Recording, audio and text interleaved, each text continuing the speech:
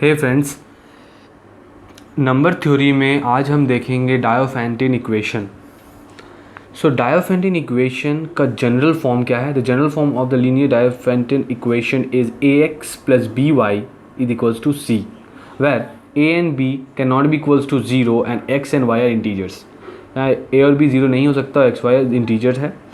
अब मान लेते हैं a और b का जो GCD होगा वो होगा d। Let GCD of a comma b is d. Now as we know that there is a we can convert GCD into its linear combination। तो उसको linear combination में convert करेंगे, convert करके आएगा क्या a x naught, where x naught is some another integer, x naught और y naught another integer, a x naught plus b y naught is equals to d, where x naught and y naught are integers। अब हमें x naught और y naught का value निकालना है। अगर आपको याद होगा यूक्लिड्स एल्गोरिदम से हम एक्स नॉट और वाई नॉट का इक्वेशन को, एक्स नॉट और वाई नॉट का वैल्यू को निकाल सकते हैं, न्यूमेरिकल वैल्यू। दो इंटीजर आएगा वो एक्स नॉट और वाई नॉट, यहाँ से हम आराम से निकाल सकते हैं फ्रॉम यूक्लिड्स एल्गोरिदम। नाउ अब यहाँ पर दो कंडीशन है।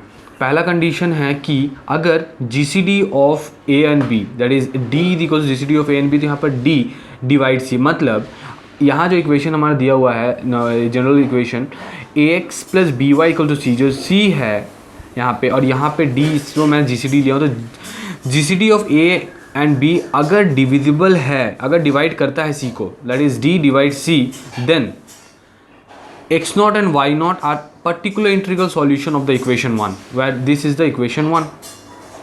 ये इक्वेशन 1 है और इसका पर्टिकुलर सॉल्यूशन होगा x नॉट और y नॉट। कब होगा? अगर d डिवाइड c, या बोल सकते हैं GCD of a and b divides c अगर हो रहा है तो इसमें इंटीग्रल सॉल्यूशन होगा।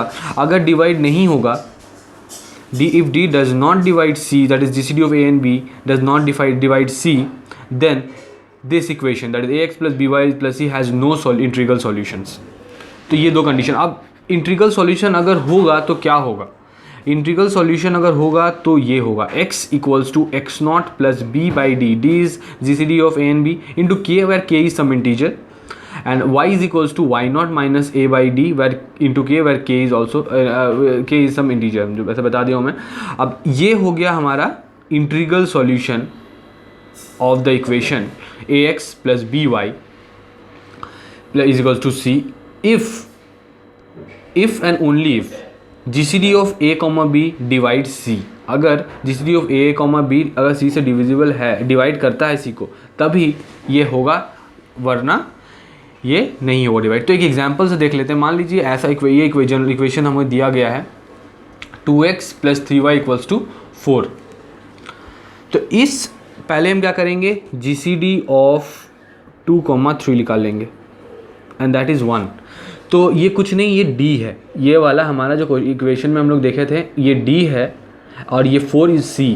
तो अब यहाँ से क्या बोल सकते हैं, d डिवाइड c, और c is divisible by d, तो 4 इज़ डिविजिबल बाई 1। यहाँ पर हम क्या बोल सकते हैं, ये 4 है, ये क्या है c, जो हम अभी देखे थे ऊपर में, और ये वाला तो है d। तो अब यहाँ से क्या बोल सकते हैं, 4 इज़ डिविजिबल बाई 1, और हम ऐसे भी लिख सकते हैं 1 डिवाइड्स 4। ठीक है, तो ये क्या हो गया, ये हमारा पहला कंडीशन हो गया, that is d divide c। अगर d डिवाइड c होगा तो हमको क्या करना है, हमें इंटीग्रल सॉल्यूशन निकालना है।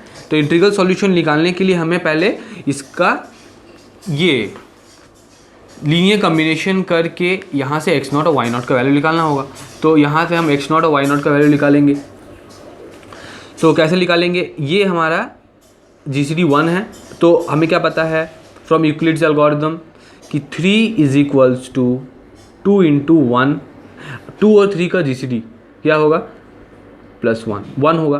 तो ये हमारा GCD है, तो ये हमारा वो फॉर्म में आ गया, यहाँ GCD और ये वाला हमारा वो फॉर्म में हो गया। तो अब इसका हम x नॉट और y नॉट कैसे निकालेंगे, तो 1 को इधर रखेंगे, GCD को इधर रखेंगे, और बाकी को इधर भेज देंगे, that is 3 minus 2 into 1, 1 is equal to 3 minus 2 into 1। अब पर क्या होना चाहिए, अगर आपको याद हो, यहाँ पे 4 आना चाहिए इस जगह पे, क्योंकि ये हमारा a एंड b है, दैट इज़ 2 and 3 है, और यहाँ पे 1 है, बट 1 नहीं, यहाँ पे क्या आना चाहिए C, दैट इज़ 4। तो 4 लाने के लिए हमें क्या करूँगा, बोथ साइड 4 से मल्टीप्लाई, तो 4 is equals to 4 into 3 minus 2 into 4।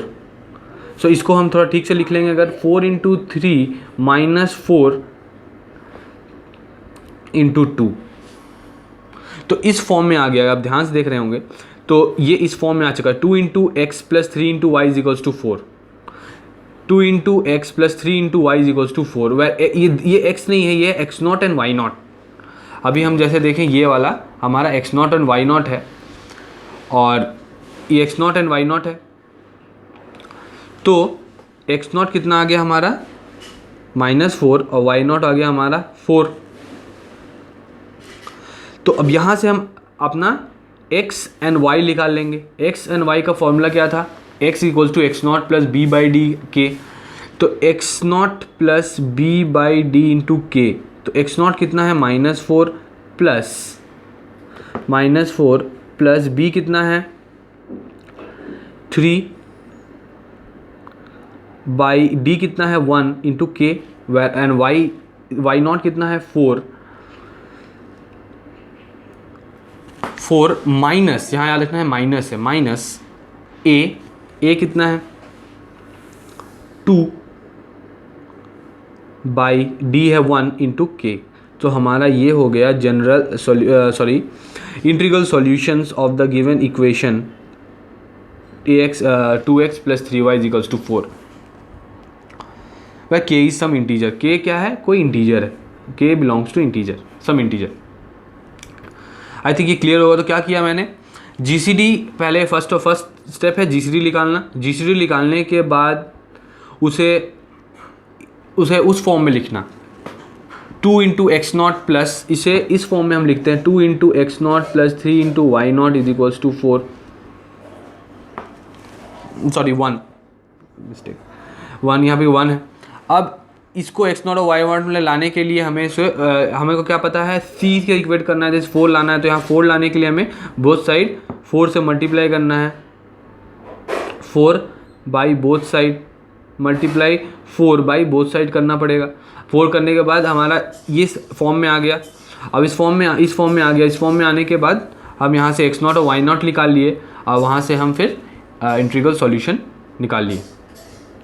Now ये था फर्स्ट कंडीशन के लिए, दैट इज डी डिवाइड सी।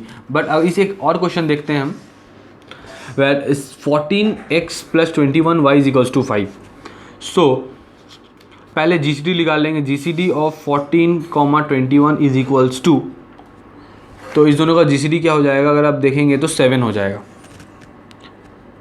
ठीक है, तो 7 है जीसीडी। अब यहाँ देखना, ये है हमारा d और ये है हमारा c। d डिवाइड c और नॉट, तो हमें चेक करना है d डिवाइड c और नॉट। सो हमें यहाँ देख रहे हैं that is 7 divide 5, no 7 does not divide 5। So हम यहाँ पे बोल सकते हैं कि hence the given equation has no solution, no integral, hence the given equation has no integral solution। तो ये था हमारा डायोफेंटिन इक्वेशन। आई होप आपको समझ में आ गया होगा, पर फिर भी आपको कोई डाउट हो तो कमेंट में पूछिए। Till then good bye.